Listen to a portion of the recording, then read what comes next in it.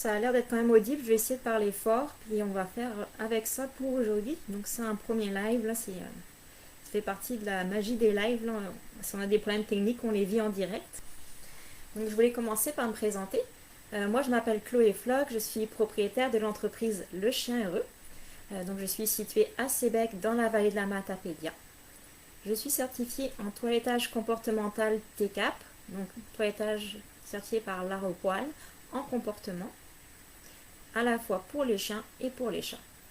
J'ai également une formation en zoocosmétologie, donc le ZAP 1. Donc ça veut dire que je sais reconnaître les produits qui sont bons pour la peau et le poil des animaux. Je sais attribuer des soins qui sont adaptés à chaque animal. Donc les produits que je vais vous présenter aujourd'hui, là, c'est des produits qui sont santé pour vos animaux. J'offre également des services en éducation canine parce que je suis vraiment passionnée par le comportement animal. J'ai également une boutique qui offre des produits qui sont quand même, on va dire, naturels, qui favorisent le bien-être des animaux. Je peux livrer les produits à Sébec, incluant avec, c'est inclus dans le prix à partir d'un certain montant de commande. Et si jamais vous habitez un peu plus loin, vous pouvez venir récupérer la commande directement à ma boutique. Donc il suffit de passer une commande sur mon site internet et je vais vous indiquer quand ça sera prêt. J'offre également des services de gardiennage pour vos animaux à Sébec uniquement parce que je n'ai pas le temps de faire beaucoup de déplacements pour les villes plus loin. Là, je regarde juste un petit peu où on en est dans le live. Ok, parfait. Ça a l'air de fonctionner. Donc, pourquoi est-ce que j'ai décidé de faire ce live? En fait, on est le mois dentaire. Donc, c'est le mois pendant lequel c'est important de désensibiliser, les propriétaires des animaux aux soins et d'hygiène dentaire de leurs animaux de compagnie. Afin de s'assurer qu'il y ait de moins en moins de problématiques à ce niveau, d'éviter des frais vétérinaires qui sont très coûteux. Donc, mon entreprise, elle est orientée vers le bien-être animal. Donc, c'est vraiment important pour moi que les animaux ils ne souffrent pas et qu'ils se sentent bien dans leur peau et dans leur tête. Il faut savoir qu'au niveau dentaire, il y a des choses qui sont très simples et peu coûteuses à mettre en place afin de réduire les frais vétérinaires qui, eux, sont très coûteux au niveau des frais dentaires. J'ai également eu une expérience avec mon chien. Mon chien, lorsque je l'ai adopté, il avait déjà les dents qui s'étaient bien foncées, bien sales. Il avait l'âge de 4 ans. Et il y a quelques semaines, j'ai décidé de le faire détartrer. Et au moment du détartrage, ils ont trouvé une dent qui était séparée de la gencive, donc on voyait la racine de la dent. Ils ont décidé de la retirer pour son bien. Donc là, il a des dents toutes belles, mais ça a coûté un peu plus de 1000 $ pour un chien qui fait 25 kg, donc environ 60 livres. Donc pour vous donner une idée des coûts, si vous avez à faire soigner votre chien, faire détartrer et enlever une dent, ça va coûter beaucoup plus cher que d'avoir mis en place des soins de routine à la maison. Donc il existe différentes solutions, même pour des chiens qui ne se laissent pas manipuler facilement à la maison. Donc si vous avez un chien qui grogne quand vous approchez la brosse à dents, il existe d'autres solutions. On va en parler aujourd'hui.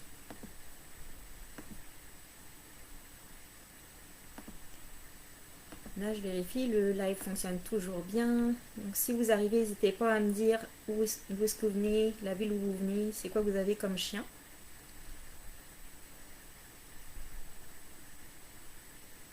Donc, là, maintenant, on va passer à reconnaître les signes qui montrent qu'il y a un problème dentaire chez votre animal de compagnie. Que ce soit un chien ou un chat, on peut même voir des signes similaires chez d'autres mammifères comme les furies. Donc, ce qu'on va détecter, c'est une mauvaise haleine. C'est souvent le premier signe d'un problème dentaire. On va également voir une inflammation ou des saignements des gencives. Donc là, si vous soulevez la babine de votre animal et que vous regardez juste au-dessus de la dent, s'il y a une ligne rouge au-dessus de la dent, que c'est comme inflammé juste au-dessus, là c'est comme ce qu'on appelle une gingivite. Donc parfois, on va remarquer également que lorsqu'on veut toucher au museau de notre chien ou notre chat, il va avoir de la douleur et ne pas se laisser manipuler. Il va souvent se frotter la gueule, que ça soit contre des murs, des divans, des fauteuils, avec ses pattes, et saliver davantage. il va avoir plus de difficultés à manger et à mastiquer. Bien sûr, si c'est assez avancé, vous allez avoir des problèmes évidents comme des dents qui sont déchaussées, qui sont brisées, qui bougent beaucoup. Vous pouvez même voir une décoloration des dents, c'est-à-dire qu'elles sont plus blanches, elles deviennent un peu comme translucides. Et donc, si votre chien ou votre chat a une gingivite, vous allez voir la gencive qui est gonflée et qui est rougeâtre au-dessus des dents. Donc, c'est pas comme rouge très très haut, là, c'est vraiment dans la partie au-dessus de la dent. Donc, si vous avez des questions, n'hésitez pas à les mettre dans les commentaires. Je vais faire des pauses régulièrement là pour regarder s'il y a des questions. Donc aujourd'hui, pour le mois de la santé dentaire, je voulais vous parler de la maladie parodontale. C'est la maladie infectieuse qui est la plus répandue chez les chats et les chiens. Donc si vous voulez prévenir une maladie qui a de grandes chances d'arriver, c'est de prendre soin des dents de votre chien. En plus, elle est très douloureuse, puis on va le voir, elle a des conséquences qui peuvent être graves et irréversibles. À partir de l'âge de 2 ans, c'est 80% des chiens et 70% des chats qui sont atteints d'une maladie parodontaire. Ça augmente, plus l'animal est petit, plus il va avoir besoin fréquemment de soins, comme un détartrage. Et si l'animal est vieillissant, il va également avoir besoin de plus fréquemment de soins dentaires. Donc comment est-ce qu'elle apparaît cette maladie parodontaire maintenant qu'on sait qu'elle est fréquente? Donc en fait, il y a des bactéries qui vont s'accumuler sur plusieurs épaisseurs sur les dents de votre chien. C'est ce qu'on va former la plaque dentaire. Lorsque la plaque dentaire, elle va rester longtemps, elle va se durcir. Donc ça prend environ 24 à 48 heures à ce qu'elle se durcisse. Et là, on obtient ce qu'on appelle le tartre dentaire. Donc le tartre, lui, malheureusement, on ne peut pas l'enlever avec un simple brossage de dents. Donc ce qu'on veut, c'est éviter que la plaque dentaire, qui est un film de bactéries, se transforme en tartre. Parce que sinon, on est obligé d'aller au vétérinaire et le vétérinaire va prendre une curette ou un détartreur à ultrasons pour enlever le tartre. Le tartre, c'est lui qui crée la gingivite, donc l'inflammation au-dessus des dents et la mauvaise haleine. Donc qu'est-ce que ça a comme conséquence la maladie parodontaire? En fait, les mauvaises bactéries détruisent les tissus, elles vont s'infiltrer entre les dents et la gencive jusqu'à la racine de la dent. Donc ça peut bien sûr déraciner la dent, la rendre mobile. Ça peut faire que la dent a moins de vitalité, donc va casser plus facilement. Mais il va y avoir également d'autres impacts. Il peut y avoir ce qu'on appelle une fistule oronasale, pas facile à dire. Donc la fistule oronasale, c'est un trou qui va se faire entre la bouche du chien et les cavités nasales. Donc imaginez, ça ne va pas être le fun à vivre. Ça peut également atteindre le nerf optique de votre animal, donc potentiellement, si votre chien a une bonne infection, ça pourrait le rendre aveugle. Ça peut également attaquer les os de la mâchoire, donc il peut y avoir des fractures pathologiques, c'est-à-dire qu'il n'y a pas eu de choc, il n'y a pas eu d'accident, mais votre chien va avoir une fracture au niveau de la mâchoire, de la mandibule, parce qu'il y a eu une infection qui a comme dégradé l'os. Et ce qu'on connaît moins, c'est que les mauvaises bactéries qui sont sur la plaque dentaire et qui vont s'accrocher au tartre, elles peuvent également passer dans le sang, dans le réseau sanguin. Et à partir du moment où elles passent dans le sang, elles peuvent toucher d'autres organes. Donc il y a le cœur, le foie, les reins. Et puis imaginez tout l'impact que les mauvaises bactéries peuvent avoir dans le corps du chien. En passant dans le sang, là, ça peut être des conséquences très graves. En plus de ça, vous pouvez avoir des chiens qui vont avoir de la difficulté à s'alimenter. Donc ça peut être douloureux pour eux de manger, de mastiquer. Vous pouvez remarquer avec le temps que votre chien il devient plus maigre, qu'il a moins d'énergie parce qu'il arrive moins facilement à se nourrir. Il peut avoir une détérioration de sa santé en général. Et ce à quoi on pense le moins également, c'est que ça peut avoir un impact sur son comportement. Si vous avez une douleur tout le temps quelque part, au bout d'un moment, si elle n'est pas soignée, vous allez devenir comme plus irritable. Vous allez vous sentir un peu comme grincheux, là. Vous n'allez pas aimer trop les personnes un petit peu intenses autour de vous, un peu trop qui viennent trop vous toucher. Donc si si votre chien il va au vétérinaire ou qu'il va au toilettage, il se pourrait qu'il soit encore plus de mauvaise humeur, ou s'il se fait caresser par des personnes au niveau du visage. Il se pourrait qu'il soit encore plus de mauvaise humeur juste parce qu'il a une douleur, puis qu'il en a marre de sentir cette douleur-là. Donc il pourrait également éviter certaines activités à cause de la douleur, comme la mastication. Donc je vais vérifier si vous avez des questions. Ok, ça semble correct. Si jamais on m'entend plus, là, juste m'écrire un message. Donc comment est-ce qu'on préserve la santé dentaire des animaux? Là, on va passer un peu plus dans le pratique. Donc il y a deux grandes catégories de soins. Il y a les visites vétérinaires régulières, donc à peu près une fois par an. C'est la visite annuelle qui est recommandée. Le vétérinaire va regarder les dents de votre chien à ce moment-là et va vous dire si c'est encore correct, si on peut attendre pour faire un détartrage, ou si le chien a déjà un début d'infection et qu'il faudrait commencer à penser à un détartrage. Et également, la deuxième catégorie de soins, c'est les soins à la maison. Donc ceux-là, c'est ceux qui vous permettent d'éviter des frais vétérinaires qui sont très coûteux, parce qu'un détartrage, là, c'est pas 100 $. Donc les soins à la maison, on va trouver les soins actifs ou les soins passifs. Donc on va voir ça tout de suite. Les soins actifs, donc ça, c'est ce qui vous demande en fait d'agir en tant que propriétaire de chien, qui vous demande de faire quelque chose. Donc dans les soins actifs, on va trouver, hop, je vais juste m'assurer que ça fonctionne en live. Tout est ok au niveau soins image, parfait. Donc au niveau des soins actifs, on va trouver de donner du gel dentaire. Donc ça, c'est un gel dentaire que j'aime beaucoup, qui est d'une compagnie québécoise qui prend des canneberges du Québec. Et en plus, les tubes sont faits en grande partie de plastique recyclé. Donc c'est vraiment, on va dire, comme écologique en lien avec le développement durable, comme c'est des produits locaux et naturels. Pourquoi je les aime beaucoup, ces gels dentaires-là? En fait, la canneberge, elle a plusieurs propriétés. Elle a notamment la propriété d'être collante. Et comme elle est collante, elle a une texture qui vient vraiment s'adhérer aux dents. Donc même un chien qui ne voudrait pas de la brosse à dents, du brossage de dents, on pourrait juste lui faire lécher ce produit-là, qu'il en répartisse un petit peu dans sa bouche lui-même, et ça agirait quand même. Donc contrairement à d'autres produits où ça nécessite vraiment un brossage et une action abrasive, ce produit-là, en étant collé, va avoir des actions qui sont très puissantes. Donc à la fin du live, là, je vais vous envoyer un lien vers mon blog où vous pourrez avoir tous les détails sur la maladie parodontaire et sur mes produits. Mais pour expliquer simplement, on va dire, la canneberge a des propriétés antibactériennes très fortes, anti-adhésives pour éviter aux bactéries de réussir à s'accrocher puis à former du tartre.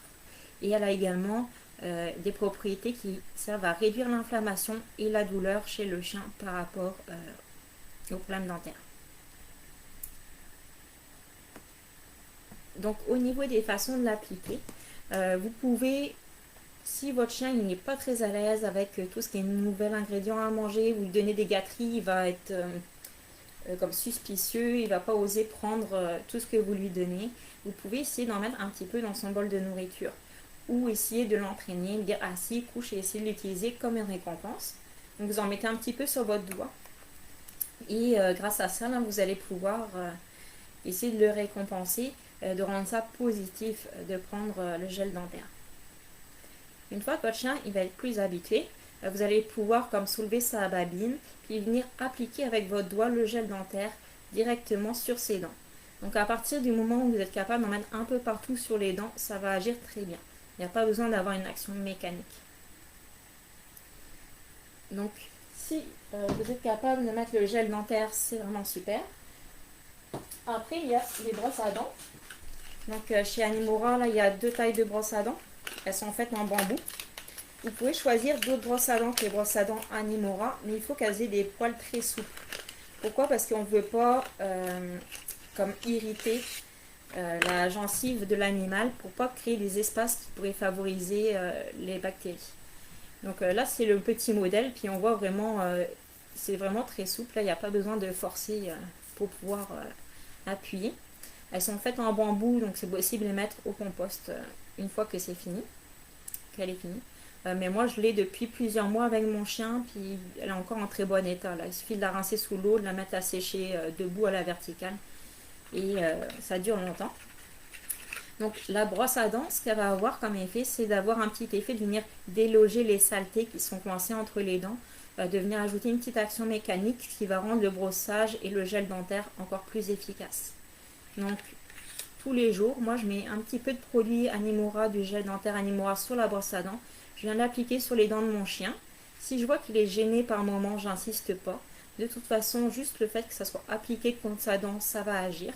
Donc il n'y a pas besoin d'avoir un gros brossage en profondeur pour que ça soit efficace là, avec le gel Animora. C'est vraiment son avantage.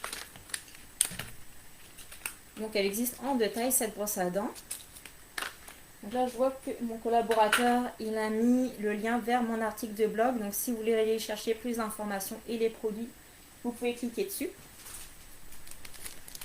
Donc si votre chien, vous essayez de désensibiliser la brosse à dents et que ça ne fonctionne pas, ou que de façon générale il est très sensible, il est possible également d'utiliser des petits boîtiers en microfibre. Hop, je fais en sorte qu'on les voit.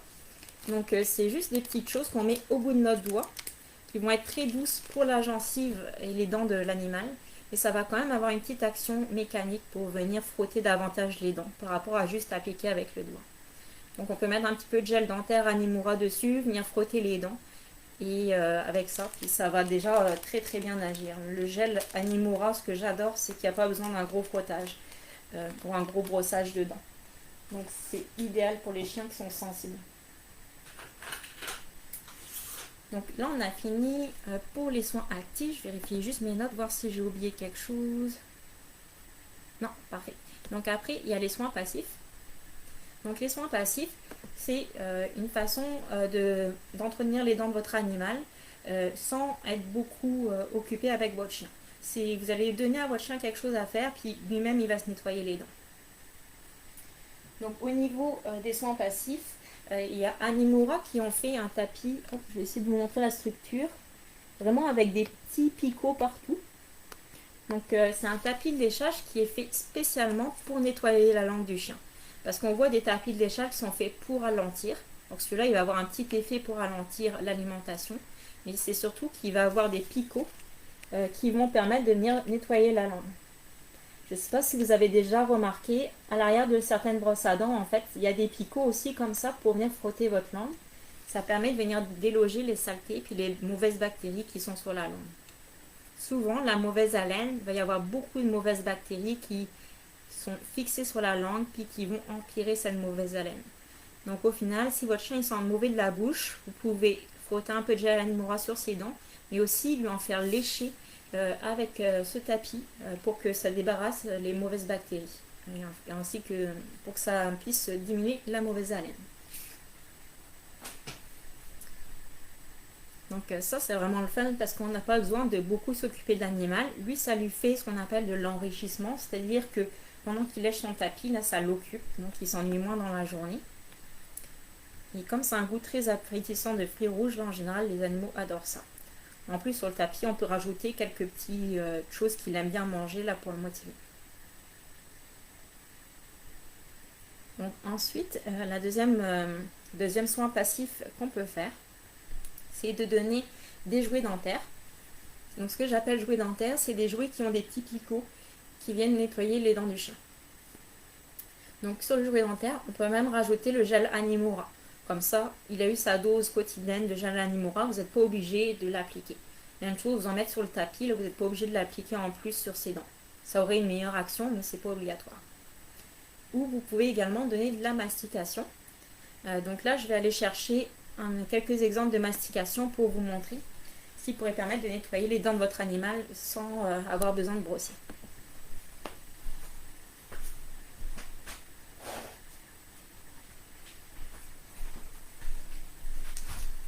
Donc là, j'ai pris quelques exemples, mais il en existe d'autres. Pour les chiens qui ne mastiquent pas très très fort ou vous voulez juste assurer qu'il y ait un petit effet mécanique chaque jour sans dépenser beaucoup d'argent, il y a des sacs qui contiennent plusieurs bâtonnets comme ça. Donc moi j'en ai au bœuf ou au bacon, c'est que des ingrédients naturels.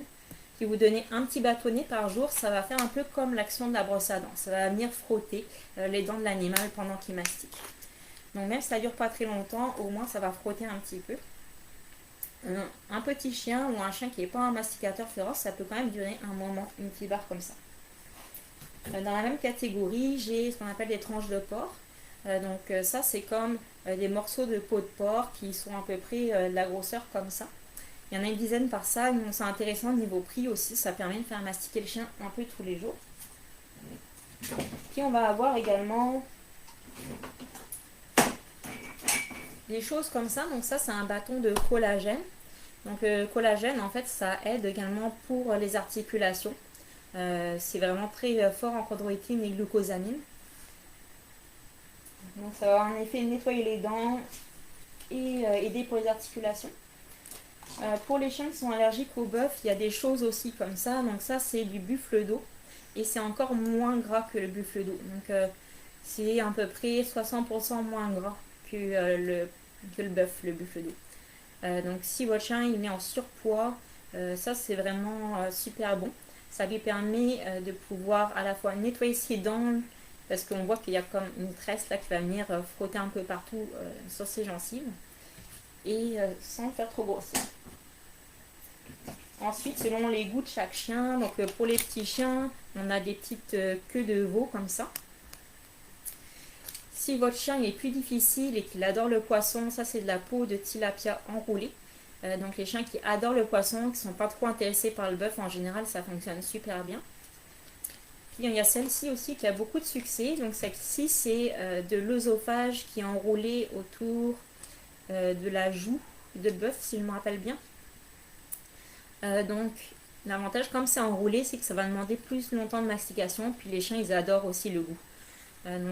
Ça va vraiment venir nettoyer les dents plus en profondeur que des simples bâtons. Donc c'est pour vous donner quelques exemples, il y en existe plein. Là c'est pas un live sur la mastication que je fais, donc je vais passer assez rapidement.